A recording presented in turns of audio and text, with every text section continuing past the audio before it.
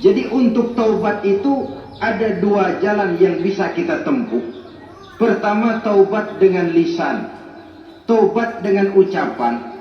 Dalam artian apa? Memperbanyak istighfar.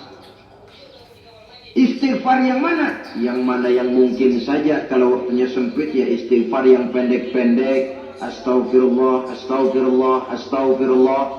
Mau yang lebih panjang, astagfirullahalazim allazi la ilaha illa huwal hayyul qayyum wa atubu ilaih min jami'il ma'asi waz zunub la haula wala quwwata illa billahil aliyyil azim. Ada waktu yang lebih panjang lagi membaca sayyidul istighfar. Tiap kali berbuat jahat, tiap kali diiringi dengan istighfar. Nah, ini yang bisa runtuh dengan istighfar ini dosa apa? Dosa yang ringan, dosa yang biasanya dilakukan oleh panca indera kita. Mata, ini dosa mata, insya Allah bisa runtuh dengan istighfar. Melihat yang haram, cepat nunduk, astagfirullah. Habis nunduk jangan ngeliatin lagi. Kadang-kadang melihat nunduk istighfar, ngotot lagi, istighfar lagi.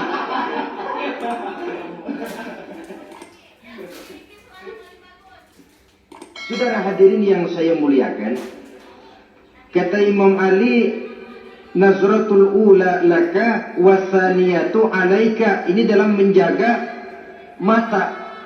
Pandangan pertama rezekimu kelihatan, namanya kelihatan kan rezeki.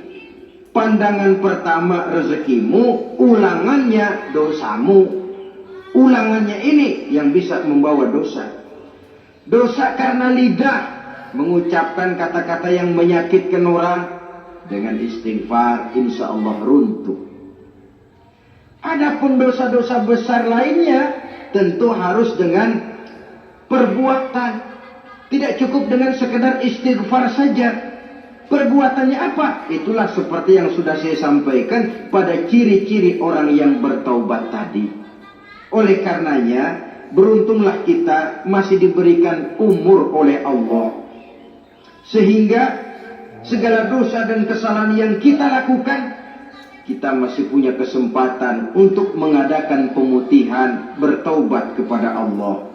Nah, apa kemudahan yang diberikan Allah kepada orang yang melazimkan istighfar di dalam hidupnya?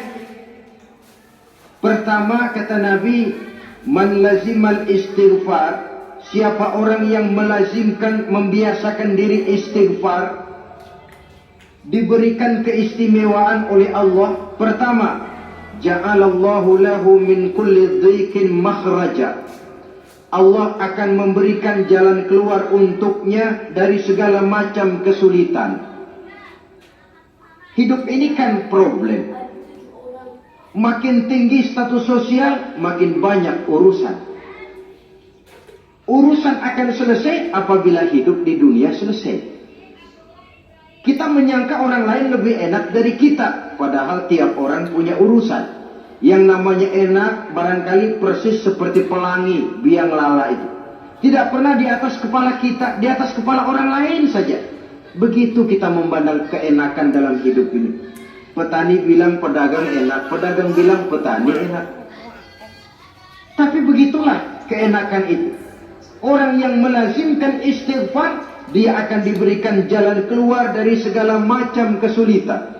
Menurut perhitungan otak, didlek, buntu, tidak sanggup lagi, entah bisa terwujud dan terlaksana. Allah memberikan jalan keluar dari segala kesulitan. Saudara, kalau Allah sudah memberikan jalan keluar dari kesulitan, siapa lagi yang bisa bikin sulit kita?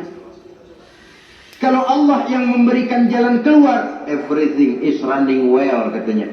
Semua urusan bisa jalan dengan lancar. Tapi tanpa istighfar, jauh kita dari Allah. Jalan yang sudah lapang pun bisa jadi sempit. Urusan yang sudah nyata akan selesai pun bisa jadi injelimet. Dan jalan yang tadinya tidak berliku-liku pun bisa berliku-liku. Ini faktor yang di luar perhitungan matematis. Kita tidak mampu, Allah maha mampu. Menurut akal kita tidak mungkin. Kalau Allah mau, tidak ada yang tidak mungkin. Saudara-saudara, ini fasilitas pertama. Orang yang gemar istighfar diberikan jalan keluar dari segala macam kesulitan. Yang kedua, wa min kulli hammin faraja, diberikan kegembiraan dari setiap kesusahan yang dihadapinya. Ada saja faktor-faktor yang mendatangkan kegembiraan, yang mendatangkan refreshing di dalam kehidupannya, sehingga dia tidak lalu merasa jalannya buntu, tidak merasa kesulitannya tidak pernah terselesaikan. Dan yang ketiga, fasilitas yang diberikan Allah kepada orang yang gemar istighfar, wa razaqahu min haitsu la yahtasib. Allah akan memberikan kepada mereka rezeki dari jalan yang tidak pernah mereka sangka-sangka, dari jalan yang tidak pernah mereka perkirakan sebelumnya. Saudara-saudara kaum muslimin rahimakumullah, inilah fasilitas ketiga yang diberikan Allah kepada orang yang gemar istighfar. Rizkinya datang dari jalan yang tidak disangka-sangka. Sebab rizki ini juga termasuk hal gaib. Dan jangan lupa, ar-rizku bimakna al-ata hissiyan kana au ma'nawiyan. Rizki adalah pemberian, baik yang konkret maupun yang abstrak. Kita sering membatasi pengertian rezeki, maka rezeki kita jadi sering terbatas. Menurut kita kan yang namanya rezeki cuma duit saja. Kalau bukan duit, bukan rezeki. Padahal semua karunia Allah itu rezeki. Umur rezeki, istri rezeki, anak rezeki, pangkat dan jabatan rezeki, termasuk duit juga rezeki. Tapi dalam kebiasaan kita, rezeki cuma duit. Begitu duit seret, kita anggap rezeki macet.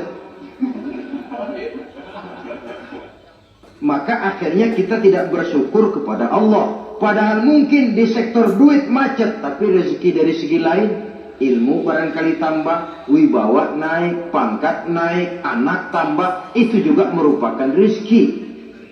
Saudara-saudara kaum muslimin rahimakumullah, orang yang gemar istighfar ini diberikan rezeki dari jalan yang tidak disangka-sangkanya. Dibukakan perbendaharaan Allah untuknya, sehingga rezekinya datang dari cara yang tidak disangka-sangka. Allah maha kaya. Kalau dia mau, la mani'a lima a'taita wa la mu'tiya lima mana'ta. Tidak satu kekuatan pun yang mampu mencegah apa yang hendak diberikan Allah, dan tidak satu kekuatan pun yang sanggup memberikan apa yang dicegah oleh Allah Subhanahu wa ta'ala.